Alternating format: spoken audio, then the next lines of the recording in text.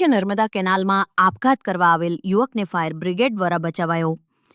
આજરોજ થરાદની મુખ્ય નર્મદા કેનાલ પર રિફ્રેશિંગ તાલીમ માટે ગયેલ હોય અને ત્યારે ડીમા પુલ નીચે કોઈ યુવક કેનાલમાં આપઘાત કરવા માટે આવેલ હોય તેવી જાણ થરાદ નગરપાલિકા ફાયર વિભાગને થતાં તાત્કાલિક તે યુવકને કેનાલના પુલ નીચેથી જીવિત નિકાલી લેવામાં આવેલ અને તે યુવક થરાદ નગરપાલિકા વિસ્તારની રાજેન્દ્રનગર સોસાયટીમાં રહેતો હોય પરિવારને જાણ કરી સ્થળ પર બોલાવી તેના પિતાને સોંપવામાં આવેલ. જ્યારે કયા કારણોસર કેનાલમાં આપઘાત કરવા આવેલ તે જાણવા મળ્યું નથી તેમ ફાયર વિભાગ અધિકારી વિરમભાઈ રાઠોડે જણાવ્યું હતું.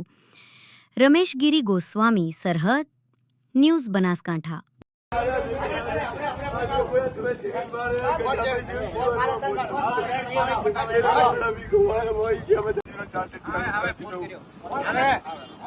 હવે